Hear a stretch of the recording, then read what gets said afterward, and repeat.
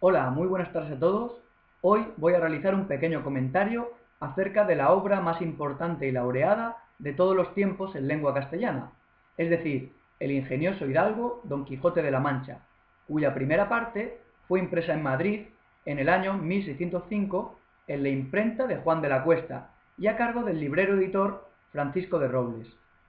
y cuya segunda parte, más eficaz y lograda, excepto en su parte final, se publicó en el año 1615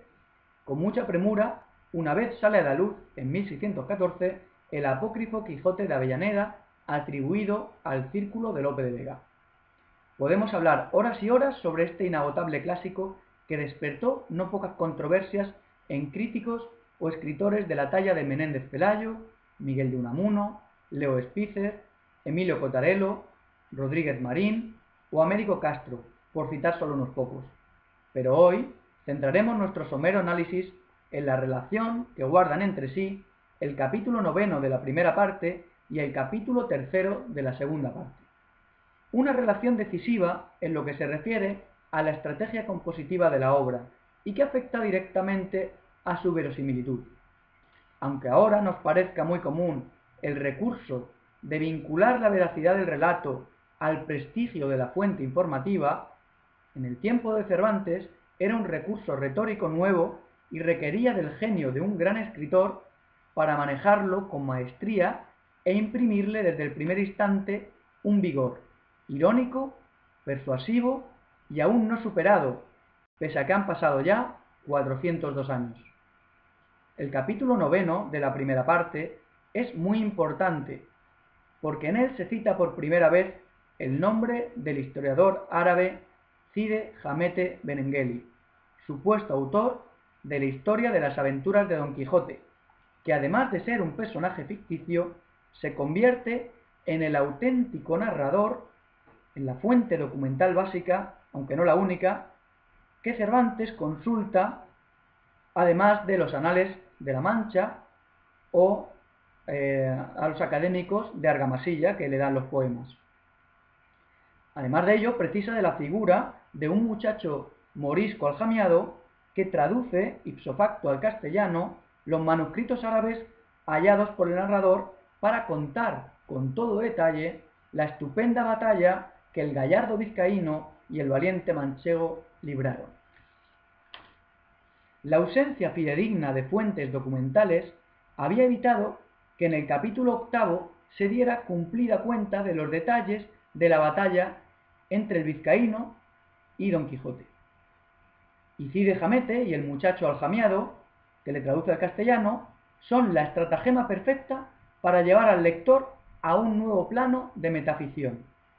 Supone el inicio de la polifonía narrativa,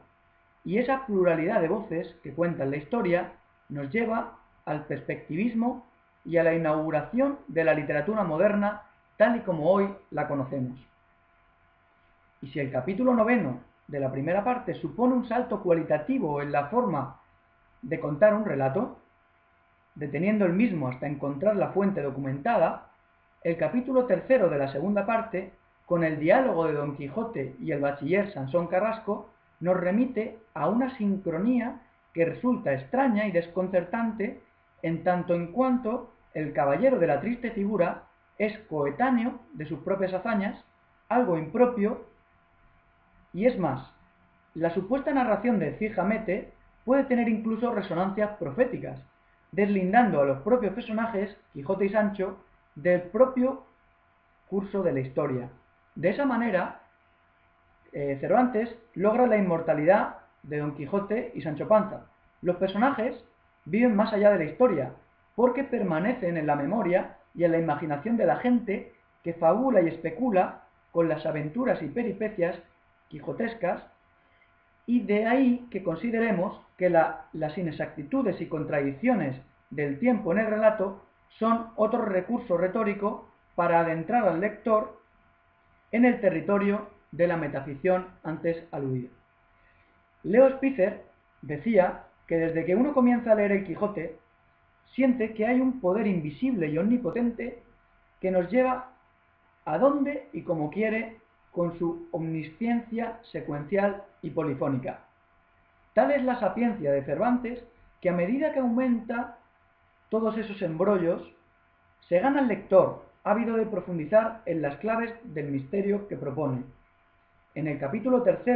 de la segunda parte, Don Quijote se siente orgulloso de que en todos los lugares conozcan sus hazañas, y ufano escucha al bachiller cuando le dice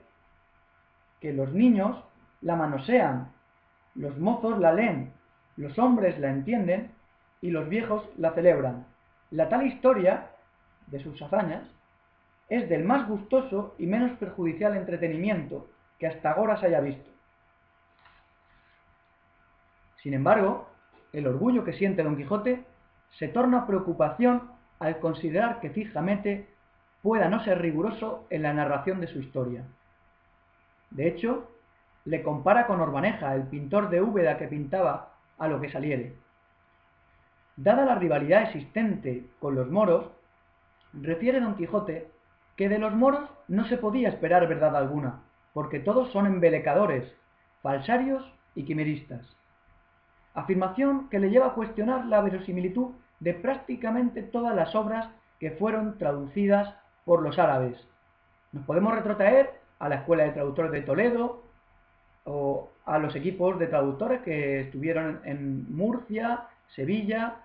y otros monasterios de la península que requerían de la ayuda de cualquier morisco aljamiado.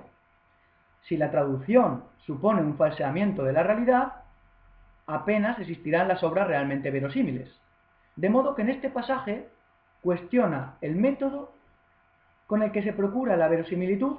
en la literatura, para menoscabar claramente el prestigio de las novelas de caballerías. La obra entera supone una parodia de este género, venido a menos en el siglo XVII, pero todavía con muchos seguidores, como actualmente puede suceder con algunos bestsellers. A través del recurso retórico de Cid Hamete y el bachiller Carrasco, Cervantes está cuestionando seriamente la verdad de la literatura, puesto que llega a la conclusión que en ella la verdad no ha lugar, y por ello crea diferentes galerías de ficción comunicadas entre sí para que sea el lector el que extraiga la suya propia entre la sucesión de citas eruditas, refranes, razonamientos fundados o peripecias imposibles dispuestas en el Quijote. En definitiva, diremos que el capítulo 3 de la segunda parte continúa y remata el contenido de la primera, del noveno de la primera, e introduce una perspectiva nueva. Don Quijote y Sancho Panza adquieren la fama a través del éxito de la obra de Hamete, que según Carrasco alcanzó la difusión de más de 12.000 ejemplares. Y esa fama es en sí misma una nueva perspectiva, un nuevo plano, que introduce la polifonía cervantina para realizar el curso de la historia, el curso de la historia y mantener viva y entretenida la curiosidad del lector.